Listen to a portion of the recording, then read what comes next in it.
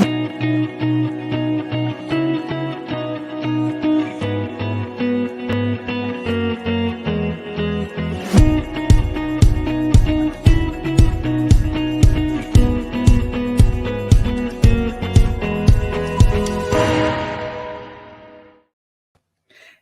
afternoon, everyone, and welcome to Women in Business. It is Wednesday, December 14th at 3 o'clock p.m., which means it is time for Women in Business. And this is officially the 100th time that I've said that, which is why, of course, I am wearing my tiara and my opera gloves, neither of which are probably going to stay on for very long, I should tell you, because they're kind of hot and the tiara is a bit heavy, but I figured at least for the start of the show, I would dress up a little bit and celebrate the fact that, hey, I've done 100 of these, which is kind of crazy, which is actually a lot crazy when I think about how this started and what I thought it would be and what I thought would happen with it.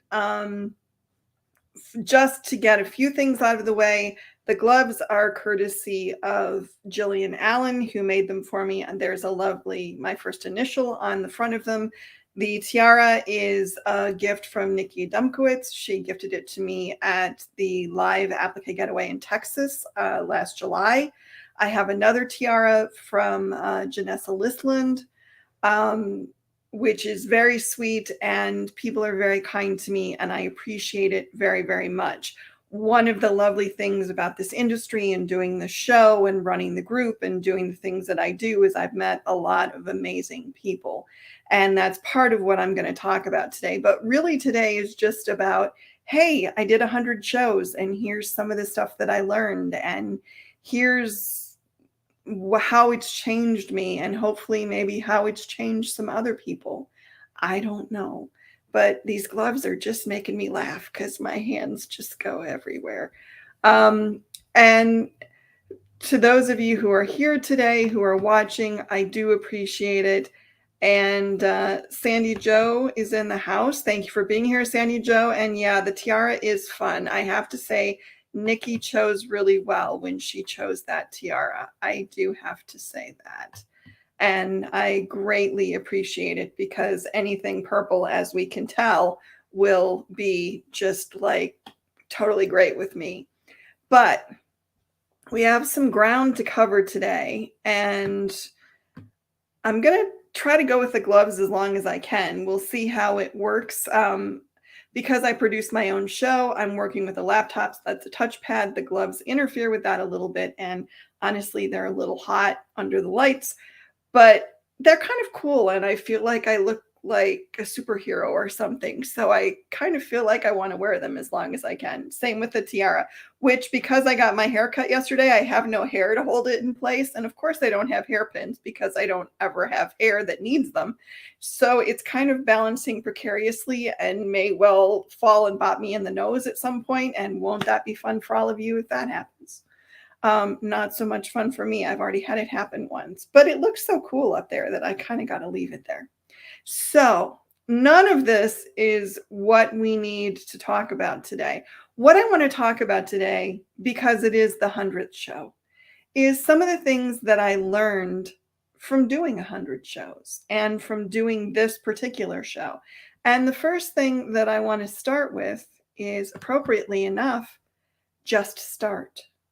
When I started this show, which was in, gosh, if I remember correctly, May of 2020, I didn't really know what it was going to be. I had an idea of what I wanted it to be. I had an idea of what I wanted to put out into the world by doing this show, but I didn't really know.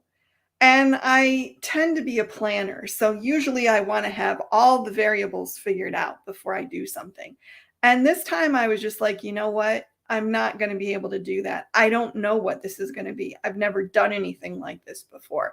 I've done the podcast with the two regular guys, the panel podcast once a quarter, but I'd never had my own thing. And so I didn't really know. So I just started.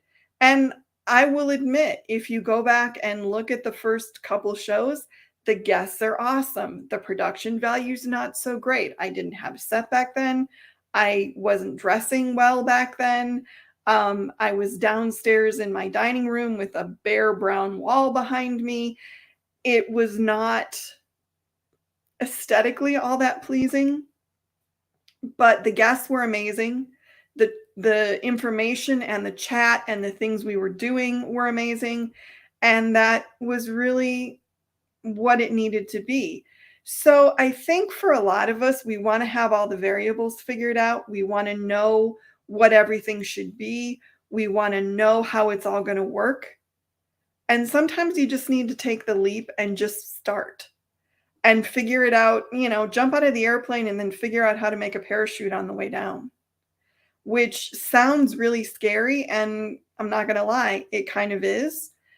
But at the same time, it's exhilarating because this could be whatever I wanted it to be. And it has been whatever I wanted it to be. Sometimes it's been interviews. Sometimes it's been panel podcasts. Sometimes it's been me just being a talking head like today. And I don't always wear the tiara and the opera gloves, but it's always been what I wanted it to be. So that's really all I can ask of it. And it also has been something that made me happy in the sense that I was able to do what I wanted to do with it and hopefully impact some other people. And Nikki says, yay, you are wearing your beautiful crown. I am. And I thanked you for that already, Nikki, but thank you again. It is one of my favorite pieces, I have to say. And oh my God, scrolling through my feed and kapow, what a lovely sight to see my dear friend decked out during her 1000th episode. Congratulations. I have no idea who this is because it's just telling me Facebook user. I have a couple guesses, but if you'll let me know who you are, Facebook user, I would appreciate it.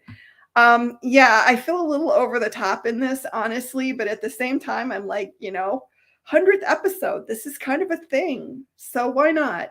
And whatever. Facebook user is Lisa. I thought you were one of the two that I was thinking it was. And thank you for being here, Lisa. And thank you for all your support. You have been a huge supporter of this show. And StreamYard does not hate you. StreamYard is just finicky sometimes. So, and this is why the gloves are going to come off because, like I said, producing my own show and the gloves make things a little slower. All right. So next thing I want to talk about. Do what scares you. I was camera phobic for decades. Hated the way I looked on camera, hated the way I sounded on camera, just hated being looked at in general. Didn't think I was attractive, thought my face looked fat, which it does. I'm looking at it with this. I'm going, oh my God, could it be like rounder? But anyway, that's not what this is about. What I finally figured out is that what this is about is what I'm saying, not what I look like. And that was in a way freeing. And also, as I'll talk about a little bit later, I figured out that it's okay to care about what I look like. And it's okay to also just be, this is me barefaced. I did a show with no makeup, which was really, really scary for me because I had been told for years and years and years that my appearance was not acceptable, that it was, very lucky I was smart because I sure as heck wasn't pretty. And that sticks with you and you kind of take that into your personality. So I had a lot of trepidation about being on camera. I had a lot of worry that people were going to say that I shouldn't be on camera. I had a lot of worry that people were going to make fun of me. Why? I don't know. Why I thought people would actually care that much, I really don't know. But I did. And what happened over time was I made my peace with it. I made my peace with the fact that I look how I look. And Jane says, whoops, if this will do what I want it to do, which apparently it's not. Oh, there we go. Come on. There we go. Jane says, love the tiara and gloves. Lisa says, you are braver than me with the no makeup show. Love how you step out of the box and encourage us to do the same. And Lisa, it's showing your name now. So StreamYard does love you. See, I told you. I feel like I should do jazz hands just because I have these gloves on. It's really amusing me. So I had to get past the, oh my God, people are going to look at me. I had to get past that. I had to get past the, what are people going to think? Or is my face too fat? Or do I have to be a size 2 to be on camera, or whatever it was? And I actually took a hiatus because for the first couple months of me doing the show, I was getting so in my head about how I looked and how I hated how I looked. And it was just, and I finally had to just say, okay, I'm going to stop doing this for a little bit so I can get my head right. And getting my head right was basically just realizing that it isn't about my face. It isn't about how much I weigh. It's about what I'm putting out, what I'm saying, what impact that has. That makes a difference. And that's what's important. Whether I have a zit, whether my face is round, whether I'm too pale, whether my hair is gray, whatever it is, that doesn't really matter. I mean, I am what I am, and if I'm going to be an effective presence in this world, then what I look like should be the last thing I'm worrying about, honestly. Am I doing good? Am I putting good out into the world? Am I making an impact? Am I using my talents? Is this show worth watching? That's the stuff that matters, not is my face too round. Took me a long time to figure that out, and I still don't hold on to it all the time. I wish that I could. I can't yet, but I'm working on it. But that leads me to my next point, which is something that sounds funny on the surface, but that's lipstick. You'll notice I'm wearing it. Never wore lipstick in my life. I had a firm policy of, you're never going to be acceptable looking, so screw it, why even try? And the only reason I wore mascara was because I have blonde, now gray eyelashes, and if I don't wear mascara, I look like I don't have eyelashes, basically. So I wore mascara. I wore the bare minimum of makeup. I never wore lipstick. My clothes were very simple, and I didn't really try to be attractive in what I wore. It was like, does it cover me? Does it have holes or stains? No, then we're good. And that was the attitude that I took because I'd been convinced that I couldn't be sexy and I couldn't be attractive and I couldn't be, acceptable. And the whys of that are here nor there, and I've done shows about that, and if you want to know about that, you can go see those shows. But the lipstick was funny because it was actually Carolyn Cagle, who is a dear friend and a supporter of this show, who said to me, you need to wear lipstick because you can see your lips better on camera. And I was like, oh, really? Yeah. I don't know I don't wear lipstick. I don't know how I feel about that. I feel kind of weird about that. And I looked up lipstick colors for redheads, and I found a recommendation of like 5 different lipsticks that were good colors for people with the type of skin that I have, because I was born a redhead, which I know none of you have ever seen, but someday I'll show you a picture. So I bought them, and now I feel weird when I don't wear lipstick, particularly on camera, but just out in the world. I will put lipstick on to go out now, which I never would have done. And what that taught me was, number one, I don't have to listen to what people tell me about how I look. And it's all right if I want to maximize whatever attractiveness I think I have. That's not a bad thing. And if it makes me feel better, if it makes me feel a little more rebellious to wear an ear cuff, if it makes me feel a little prettier to wear lipstick, if I like dressing a little, granted, for me, it's not terribly provocatively, but if I like dressing a little bit with a little more low-cut things or whatever it is, I can do that. It's not a bad thing. It doesn't It's not a negative thing. And that was, weirdly enough, sort of a revelation for me. And it also, oddly enough, helped with the, I don't know what I want to call it, the phobia or the issues I had with how I looked on camera and what I was doing. It was like, you know what? I'm making an effort. I'm trying to do the best presentation I can do. And that's all you can ask of me. I mean, short of plastic surgery or, extensive dieting to the point that it's detrimental, this is it, man. This is what there's going to be. So make your peace with it. Do the best you can with what you got and go from there. And don't be afraid to make an effort, which I never made an effort because I didn't think that that it would be worth it.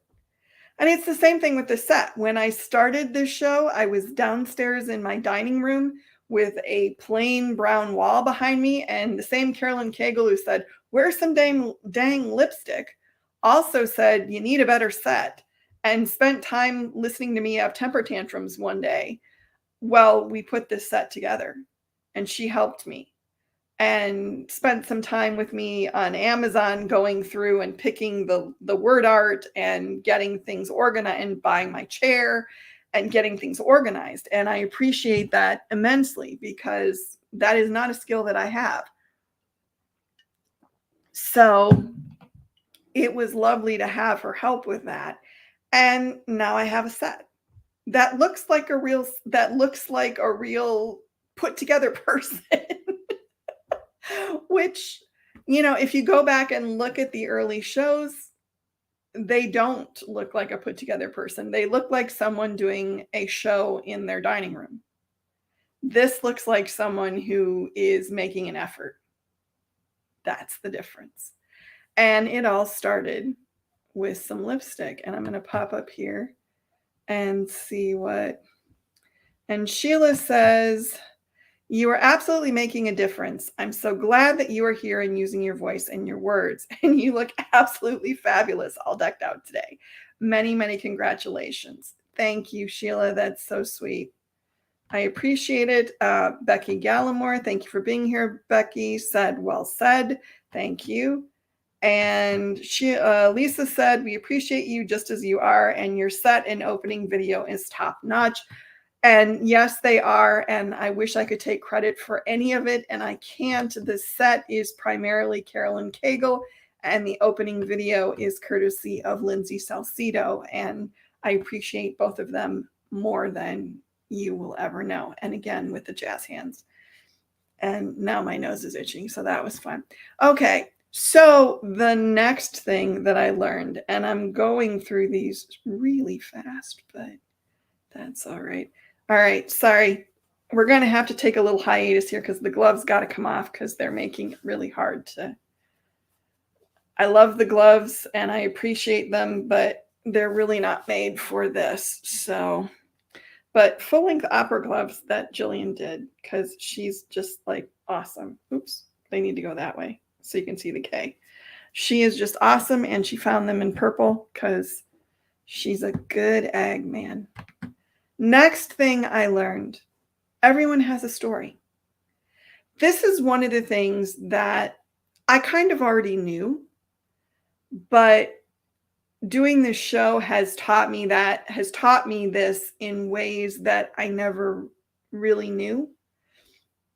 One of the most common comments that I get when I ask people to do this show is, "Oh, I don't have anything to talk about. I don't know what I talk about. I don't really have anything to say."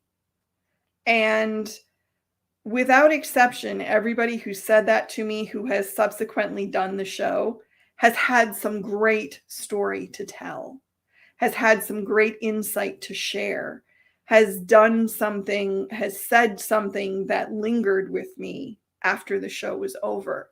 So everybody has a story. If you think you're boring, you're so wrong.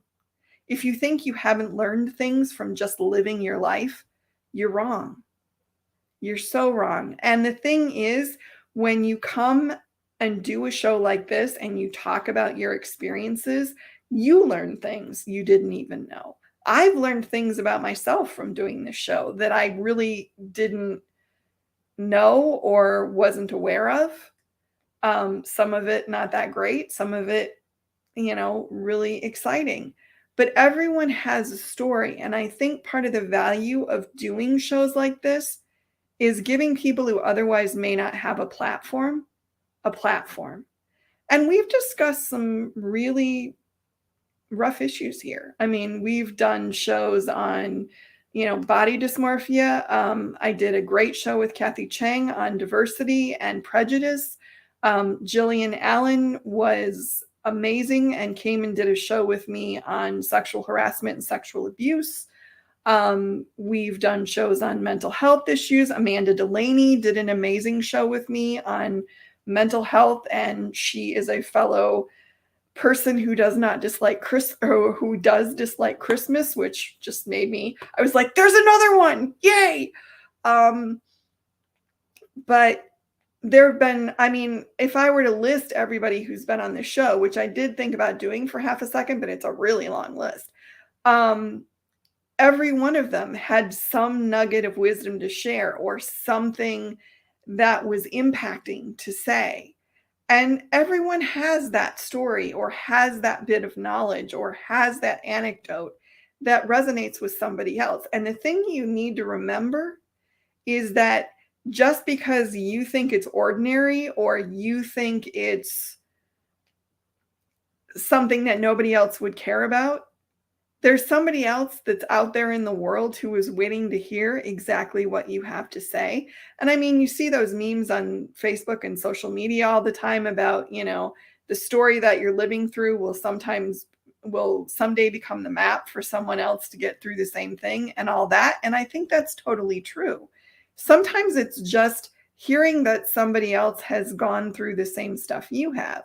And that's why I talk about depression. And that's why I talk about sexual abuse. And that's why I talk about some of the things I talk about, because I remember navigating my own situation back in the day and not having any help and not feeling like I had any support and not feeling like there was anybody out there who got what I was going through, even though intellectually I knew that couldn't possibly be true. But at the same time, it felt like it. It felt like I was completely on my own and nobody else got what I was doing or what I was going through rather. And that's why I talk about the stuff I talk about. Somebody said to me once, well, you talk about all that stuff. Are you looking for sympathy? And I'm like, you know what? I'm way past that now. I don't need you to tell me you're sorry that I had a rough time. I mean, if you are, that's lovely, but that's not the point. The point is not feel sorry for me. The point is these are stories of things that happened in my life. Here's what I learned from them. Maybe this can help you. That's what I'm trying to do. And in a weird way, I think sometimes telling your story, particularly if it's something traumatic or something that hurt you, redeems it a little, redeems the experience, makes that experience have some meaning. I am not a proponent of everything happens for a reason or God only gives you, which God is a whole nother problematic subject, but God only gives you what you can handle or whatever. I really want to punch people when they tell me that. But I am a proponent of, if you've been through hard stuff, if you've been through sad stuff, if you've had a tough go of it, mind the good out of what happened to you and use it to help others. And maybe the good of what happened to you is that now you've survived it and you can tell people who are maybe stuck in the mud where you were that you can get out of it, that you can do better, that there is light at the end of the tunnel. Don't ever, ever, ever underestimate the value of hearing, I was where you are and I survived it. I was once upon a time gathering pop cans so I could eat that day. And now I own my own house and my own car and I have my own business. You can get out of it. I'm not saying it's easy and I'm not saying it's fun because it may not be either, but it can be done. And that's the value of stories. And we have comments here. So I'm going to pop over here and say, let's see. Lindsay says, you are making a positive impact on so many. Thank you for being you. You're so sweet, Linz. Thank you. And then we have a LinkedIn user saying, congrats on 100. And again, StreamYard is not cooperating and letting me see who you are, but thank you for that.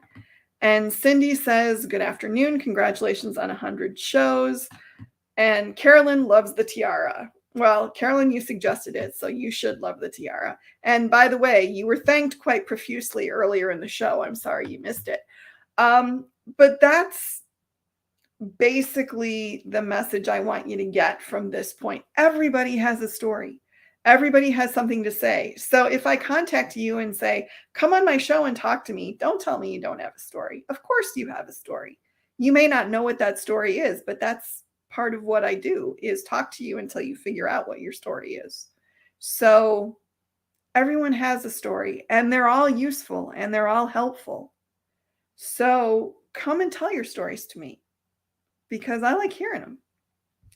Next thing, and this is a paraphrase of something that Erin Montgomery has said a million times. Know your why. Why are you doing it? Why am I doing this? Why am I here every Wednesday? Why have I now 100 times sat in front of this computer and this camera and talked to you guys? Why? Not to get famous and not to get rich. I got to tell you that, because honestly, I would love it if this podcast had more, if this video cast, whatever we're calling it, this show had more watchers. I really would. And, you know, there are people who are very sweet and who donate money to keep this podcast going. And I love them all, but I ain't getting rich. So why am I doing it? A couple of reasons, honestly. One is, at the time I started the show, we were in the middle of the first lockdown from COVID. And I wanted to put something good out in the world because the world felt scary and sad and hard and dark. And I thought, what can I do that's good? What can I do that's maybe going to help some other people? And that led to Women in Business. Now, was I thinking I'm a saint and I'm going to change the world? No, I was just thinking maybe I can put some stories and some positive energy out there and make things better for some people who maybe are feeling sad or feeling scared or feeling alone, especially when we were all on lockdown and you couldn't see people and everything was virtual. I thought, okay, this is a way to reach out. And maybe that will help some people. And maybe honestly, that will help me, because I was, you know, here by myself in my house and I was feeling a little isolated too. And I was feeling a little bit like everything had been turned upside down and I didn't know what was going on. So that was part of my why. The other part was really, I had been watching the way women were treated in certain situations. I'd been listening to things that were said about women. I had my own experiences and I felt certain ways about ways that I had been treated. And I felt like I needed to say something, and I needed to say it in a way that was positive, and I needed to say it in a way that was impactful. And hopefully I could get some other voices to join in on what I was saying. And that was why Women in Business made sense to me. Okay, let's try to get other women to come in here, at least occasionally, and talk about their experiences and what they've learned and what they know and what they care about and what makes them angry and what makes them sad and all that. And that was really the other half of the why. So part of the why was, let's do good if we can. And the other half was, I want to hear other women. I want to talk to other women. I want to hear other women's voices. I want us to all speak out about the stuff that makes us sad and the stuff that makes us angry and the stuff that makes us furious and the stuff that makes us depressed. I want to talk about all that stuff. And I also want to talk about the good stuff, the people who are doing good work, the people who are helping. And I also wanted to talk about the issues that impacted women, things like why we don't promote ourselves more, that we are caught in this caretaking bind, that we still don't get paid as much as men, that we still don't get promoted as much as men, sexual harassment and sexual abuse, and the pressure on mothers and all that stuff. And I don't fit in all those categories. I'm not a mom. I've never had kids. I've never been married. So I also wanted to bring out stories from people who weren't like me, but also get my point of view out there, because there are certain prejudices and assumptions that you face if you've never had kids and you've never been married. And that's actually a show I need to do at some point, because I haven't really delved into that as much as I would have liked to. But know your why. Know why you're doing it. Because I got to tell you, honestly, part of my, not really my why when I started, but part of the fantasy when I started was this was going to catch on and make me famous. And I was going to be, I was going to have millions of people watching and blah, blah, which is partly how my brain works. I never start something thinking that I'm going to do it small. That's just not how I work. But honestly, I got involved in other things, and I probably haven't put as much effort into promoting this as I should have. I haven't put as much effort into finding guests as I should have all the time. And so it's a nice little thing and it's fun, but it's not setting the world on fire. And I'm aware of that. So if my why was it's going to make me famous, it's going to be the gravy train, then I would have stopped a long time ago. That's not what this is about. I mean, it's about, really, honestly, I think at the end of it, at the bedrock of it, it's about using my voice. And for a long time, I didn't. And that's actually my next point. So I'll talk about why that's important in a minute. But for a long time, I felt like I didn't have a voice, that nobody cared what I had to say, that I shouldn't say anything. And one of the things that happened when I went out on my own and I realized that I wasn't really representing anybody else but myself is I felt like I can say what I want to say. And if people don't like it, and if everybody says, oh, she's a complete crackpot, it just hurts me. So now, granted, I've kind of screwed that up by some of the work that I'm doing now. So good job to me. But, luckily, the people that I'm working with tend to have the same values and thought patterns that I do. So that works out. And I'm going to check in the comments here. Whoops. Let's see. Carolyn says, because you love us. I do. 90% of people think about doing something, 10% act on it. Congratulate yourself on being in the 10%. Well, thank you. And Eric says, congratulations on the 100th show. Consistency means a lot, and your genuine effort is meaningful to your audience. Thank you for sharing of yourself and representing the voices you do.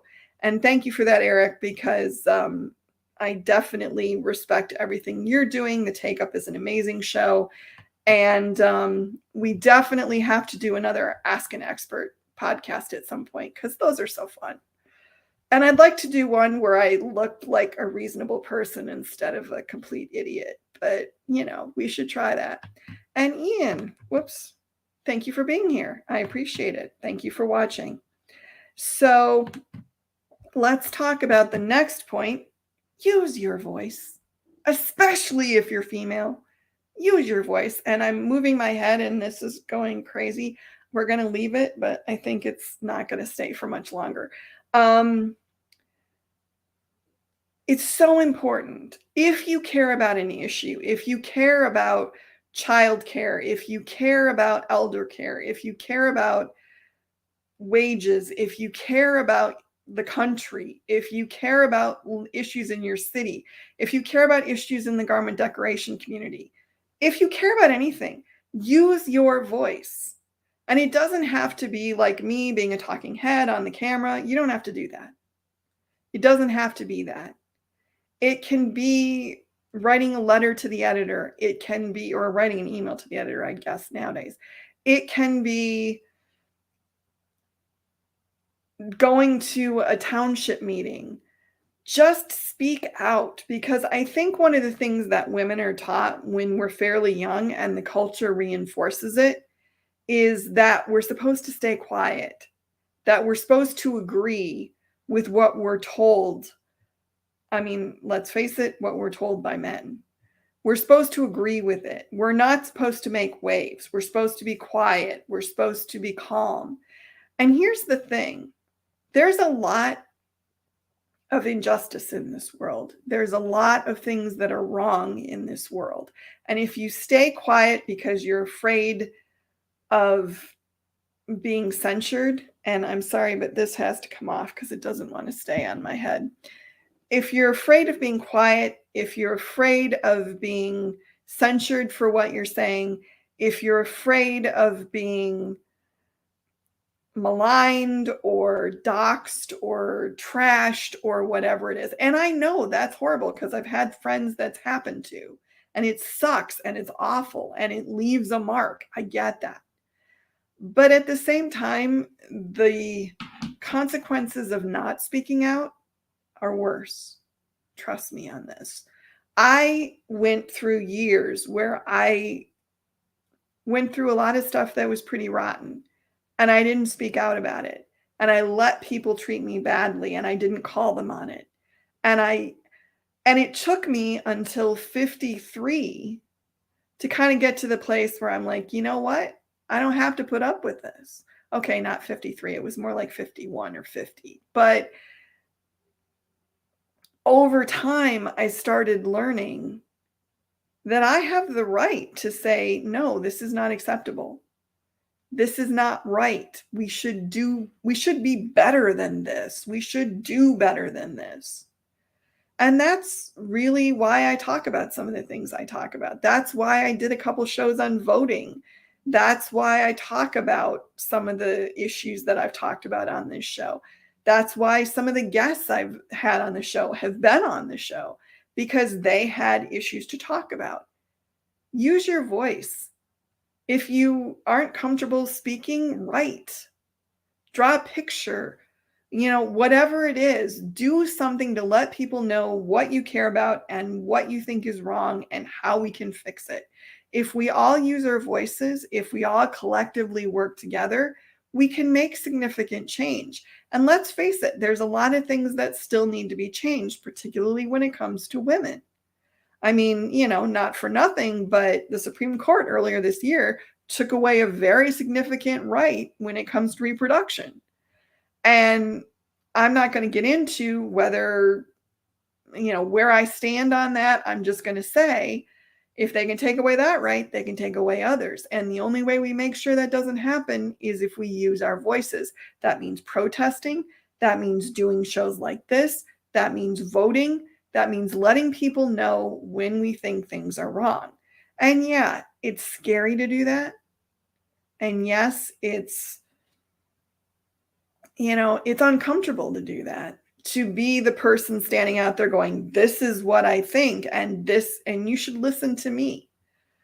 And honestly, if you had told the me of 30 years ago, or even 20 years, maybe even 10 years ago, that I would now be sitting here doing this, I would have laughed at you hysterically. I would have said you were on some kind of drug. I would have never dreamed of doing this. Never in a million years. I would have felt presumptuous that people would want to listen to me. It would have felt like it was dangerous because I was putting myself out there in the crosshairs potentially. There's a million reasons why I wouldn't have done it. And now I sit here every week and I talk to you about stuff that matters to me. And yeah, maybe I don't have a huge audience and maybe nobody really gives a crap, but I still do it. So that's got to stand for something. So use your voice. Your opinion matters. Your thoughts matter. What you care about matters. And even if it's not to a huge amount of people, if enough of us talk about these issues, if enough of us come together and make some noise, maybe we make some change. And that's a win. That's important. And let's see. Whoops, I lost my comments here. Oh, this is good. They prey upon our silence and quake on our screams. So scream loud. I like that, Carolyn. That's a good one. That's a good one. So the next thing I want to talk about is something I already knew, but has been demonstrated in myriads of ways in this show, which is women support women. And women need to support women. The whole myth that women are catty and competitive and that we're ready to claw each other's eyes out to get a man or to get a promotion or to get an award or whatever it is, that's complete crap. For the most part. I mean, yes, there are women out there who are definitely out for themselves. And if that's the choice they make, then that's the choice they make. But most women are about raising the profile of everybody, are about applauding each other's successes. That is one of the most beautiful things, I think, about the Women in Garment Decoration group. And I'm going to put the URL up just because if you haven't joined us yet, you really should. It's an all-female group, and it's amazing. It's one of the best groups. And I don't say this just because I run it, but it's one of the best groups that I've ever encountered. And just a great group of women who are open-minded and willing to support each other and really trying to make something better of the world, I think. And we have some deep discussions there, and we have some fun stuff there. And I really invite you to join us. Female only, so sorry, guys. But women support women. And I also don't want to leave out some of whom have been on this show, men who are allies. Aaron Montgomery has been on this show with his wife, Kylene. They talked about a supportive marriage. The embroidery nerds, Jeff, Justin, and Matt, and Eric Campbell have been on this show, and they talked about what it's like to be men in a predominantly female industry. And that's awesome too, because you get another viewpoint. So one of the things that I've always said, and I am honestly a little tired of saying it, but I'm going to keep saying it because I think I need to say it a lot so that people get the message, which is I am not anti-men. I like men. I would date a man if I could find one that I wanted to date. I would marry a man if there was one that wanted to marry me. I have had male mentors. I have had male friends. I have had men who've supported me and still have men who support me. So nothing I've done or nothing that I'm saying when I call men out on something is about hating men or thinking men are evil or wanting to spotlight men or, to excoriate men or whatever. It's not that. It's just, this is the reality of the world that we live in. And I'm sorry, straight white men, but you've got the plum position in the world for the most part. So you're the ones that we're going to look at sometimes and say, hey, why is this happening? How come you're allowing this to happen? But there are many, many men who are allies, who are aware of women's issues, who are working to support women's issues. And I appreciate all of you. And there are men who show up and watch this show, which I love immensely because it's like, get another perspective, So women support women and men support women and women support men. And hopefully, eventually, we get to a place where we're all on an equal playing field and we can just all worry about being our best selves. That would be amazing. I would love to see that happen, but we're not there yet. So while we're working on getting there, women need to support other women. That means encouraging women to run for office. That means voting for women when they run for office. That means helping other women promote their businesses. That means helping other women start businesses. That means talking about issues that are tough to talk about, because some of these things that happen to women happen as much as they do because there's this cone of silence around them, particularly sexual abuse and sexual assault and sexual harassment. You know, we're taught that it's not nice to talk about that stuff. You know what? If the culture had been different when it happened to me, maybe it wouldn't have happened for as long as it did, or maybe it wouldn't have happened at all. And for every woman who gets her butt grabbed when she's working, or who has a boss who constantly is being inappropriate with her, or whatever it is, the more we take those things out of the darkness and put them in the light and talk about them, the more we call people out who do those kind of behaviors. And the more that men who see this call out other men who are being jerks and, assholes, forgive my language, but, that's how we stop this stuff. And I'm not saying it's easy. It's not easy to call out racist behavior. It's not easy to call out sexist behavior. It's alarming. It's putting yourself out there again. But if we want to get to a place where we're a better society, we got to do this kind of stuff, regardless of whether it's easy, regardless of whether it feels safe, regardless of whether it's comfortable.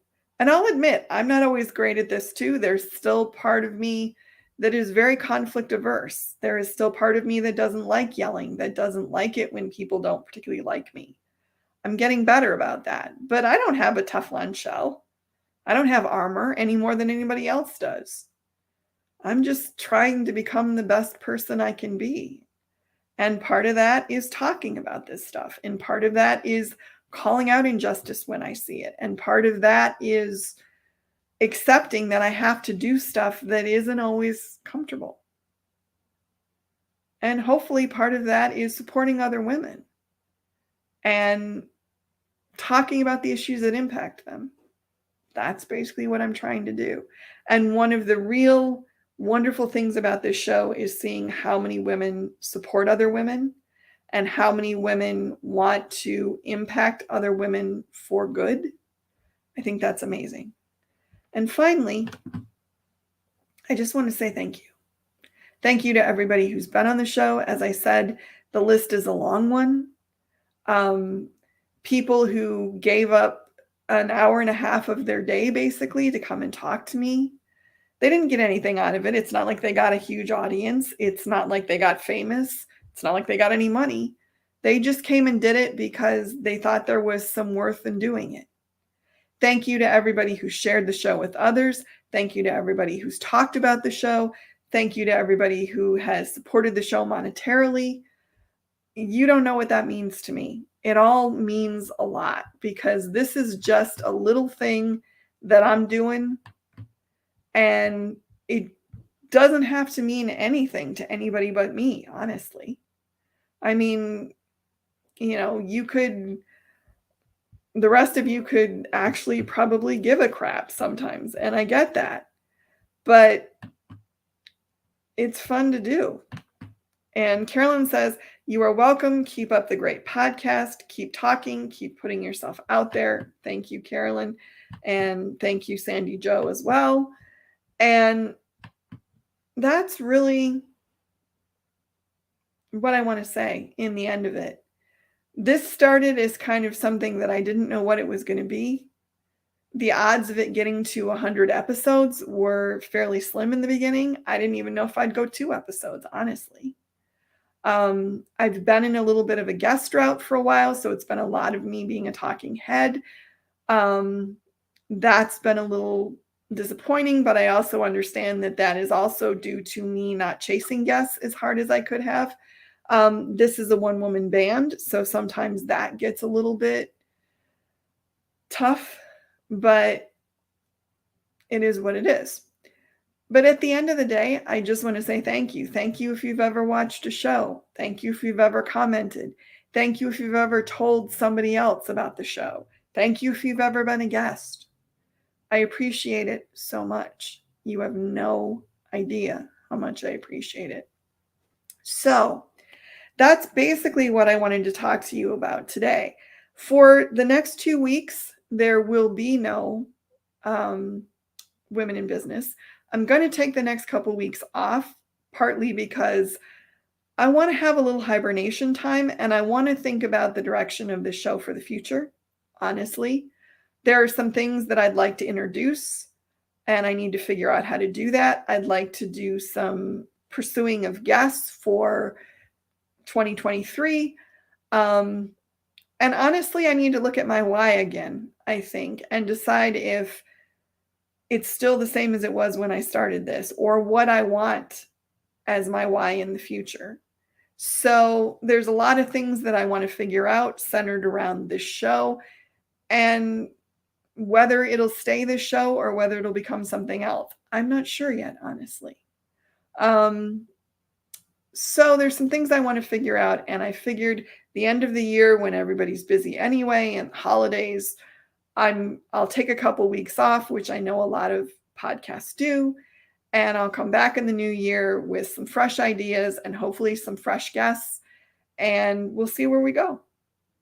But seriously, to everybody who has watched this show, commented on this show, helped promote this show, to those of you who sent me gifts, not that I ever expect gifts, but they're fun.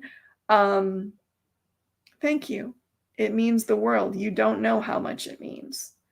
And to those of you that have listened and maybe taken something away from what I said that helped you or inspired you, you don't know what that means to me.